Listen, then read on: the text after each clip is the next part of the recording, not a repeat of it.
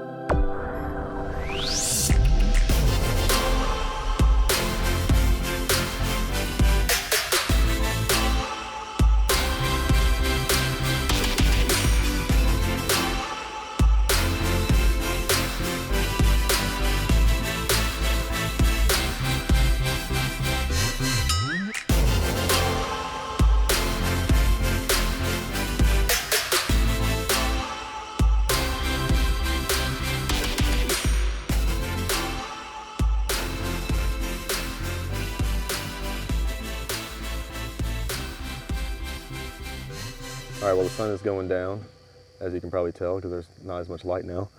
We just went and picked up some firewood.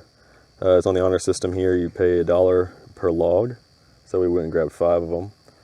We're about to make a fire, but we're not going to cook tonight because we kind of had a late lunch. We picked up some food on the way here, and we're not really that hungry, so we didn't want to cook anything tonight, so we'll eat it tomorrow. So Lindsay's over here getting some of our sticks. This is just stuff that we gathered from our yard before coming.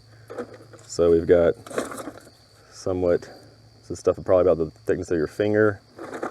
And we've got stuff that's a little bit thinner than that. And this is just a bunch of scrap wood that I have from just various 2x4s and projects from around the house.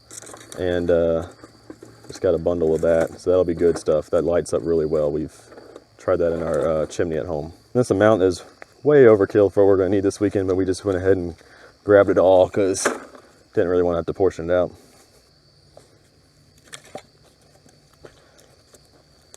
Some of this wood has some green plants on it, so it might cause a little bit of smoke, but that's all right. It's fairly dry. Is it damp? It's a little damp. Not too bad though.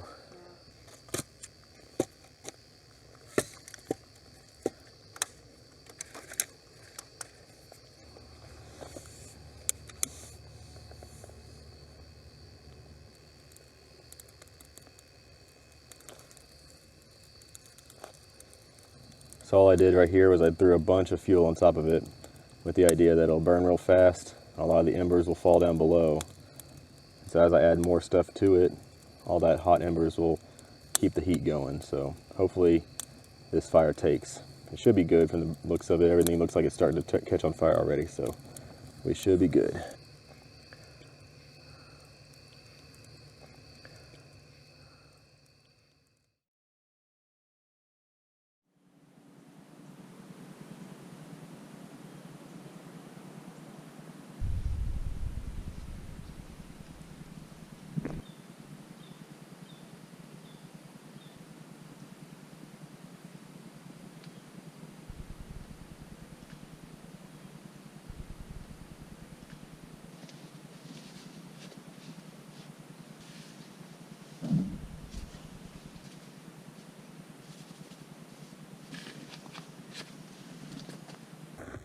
Good morning. Well, it's about 7:45 right now. We slept pretty good last night. It was a lot cooler than our previous experiences the last two campouts. Definitely was not in the 80s or 90s when we were sleeping, so it was a lot more comfortable. I think the lowest it got last night was probably in the mid-50s. It's about 60 degrees right now, so it's still a little chilly. Humidity's really high, but we did bring an extra blanket, but it wasn't enough. I think we found out our thin sleeping bags that we bought for the summer months are a little too thin.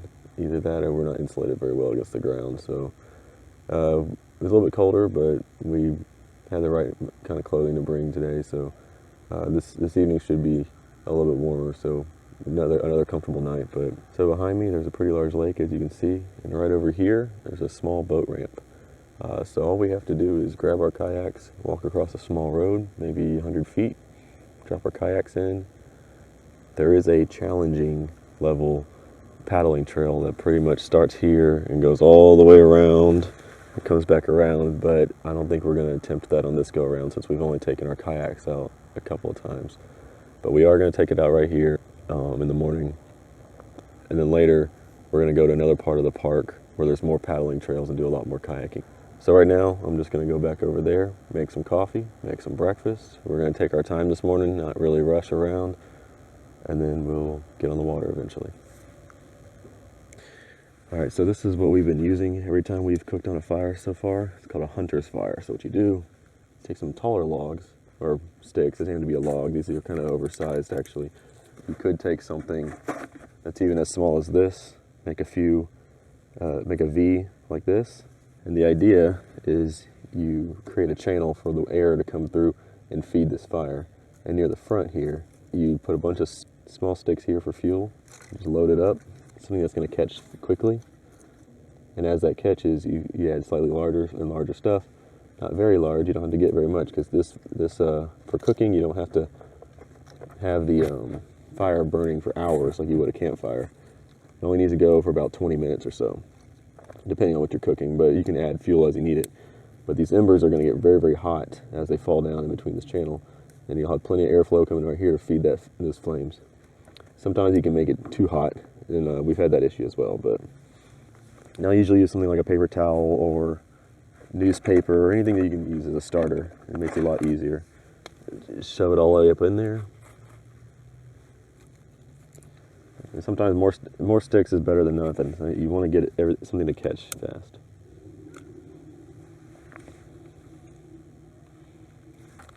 Now if you use larger logs like this, we have a grate right here, but you could possibly put your skillet or whatever you're cooking with, coffee pot, right on top of the logs if it's a solid enough base. We'll probably use the grating here since it's here available to us, but we're trying to keep it kind of low profile so that way the flames don't come up too high, because this grating is not adjustable like the ones we've seen in the past. Now that those are getting a little bit hotter, I'm going to go ahead and stick a little bit larger sticks on here. I don't want to smother the flames, but just to add a little bit more fuel. So as those catch, all the embers will come down and the heat will keep generating.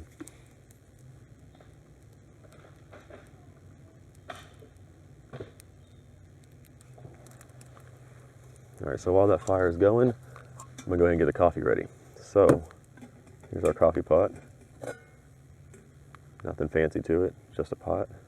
So we have this measuring cup right here, and after doing some experimenting with the portions, I pretty much found out that a little bit more than a cup, maybe a cup and a quarter or so, is good for about 1 cup of standard size coffee mug.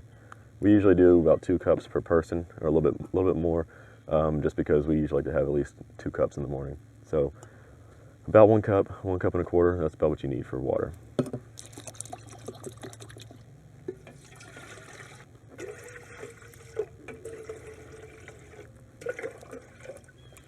All right, so I got all the water I need, and as you can see, it's a little less than halfway maybe.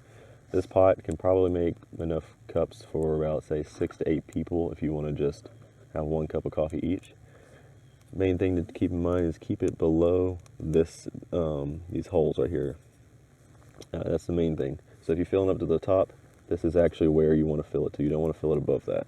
Otherwise, it'll probably boil over. You don't want that. So this coffee pot is technically a percolator, but we don't have the percolator portion of it. We just use it as a pot. So what I do now, I grab my regular coffee, just any kind of coffee you want. We got this just from the store. We just leave it in our box. We go through a lot of coffee, so this doesn't really last us very many trips. We have a smaller cup just for convenience sake, but this one is about 1/4 of a cup. And we found that about basically 1/4 of a cup per cup of coffee is like the perfect strength. You can, it tends to be strong, so if you don't like really strong coffee, you can back that off a bit. Maybe go to 1/8 of a cup or so.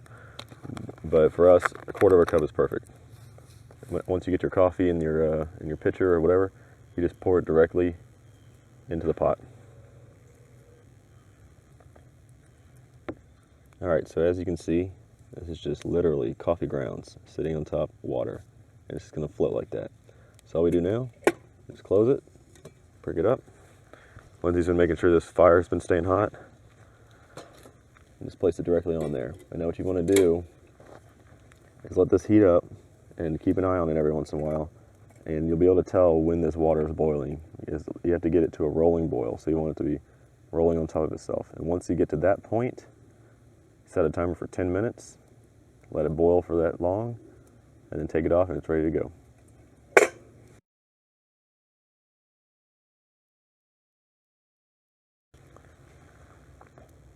All right, so it's been a little bit over 2 minutes. Now I'm just going to check on it to see how it's coming. As you can see, some of the grounds are starting to settle, but there's no boil yet. So I'm just going to keep waiting.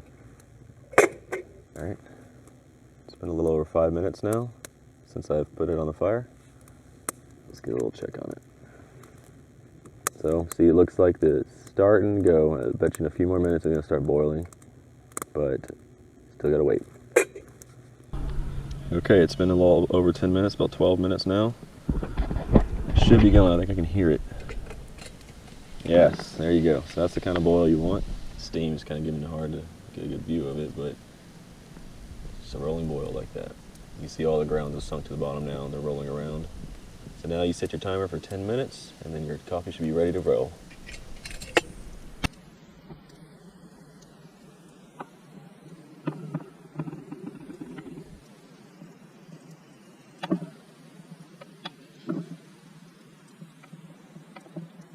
About 4 more minutes to go, but what I like to do here is while your coffee's still going, we usually like to use this cast iron skillet to cook our eggs and breakfast sausage and stuff like that in.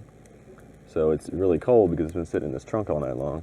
So I just kind of sat it over here to start heating up, because once we take the coffee off, we don't want to have a lot of wasted energy trying to heat that up and cook our food. So if we get this pretty warm as it goes, once we put the eggs on, they should cook in like no time. All right. 10 minutes. Take a look in there. Still boiling.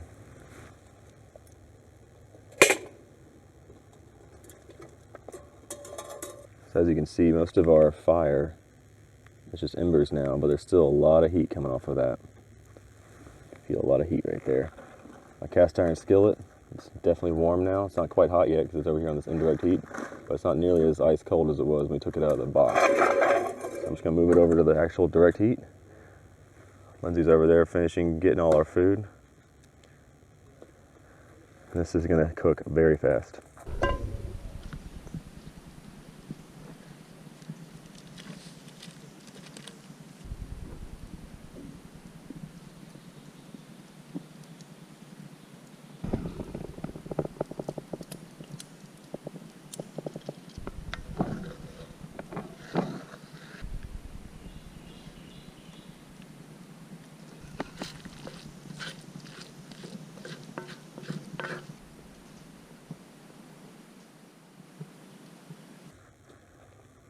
All right, so got our eggs cooked and everything. So last step for this coffee is you pour a little bit of water down the spout right there, just to get any of the grounds out of there. And then also there's some that have gotten stuck around the walls. So all you do, you just kind of go slowly around, pour it along the walls, and that'll push any of those grounds down. What this also does is it pushes any of the grounds that are floating within that all the way to the bottom, and they'll settle to the bottom of the pot. So when you go to pour it, you won't get any grounds in your coffee. All you have to keep in mind is that water just has to be cooler than the coffee. It doesn't have to be ice cold, just room temperature, cooler water. It doesn't have to be anything special. So now we're gonna go ahead and pour this and enjoy our coffee.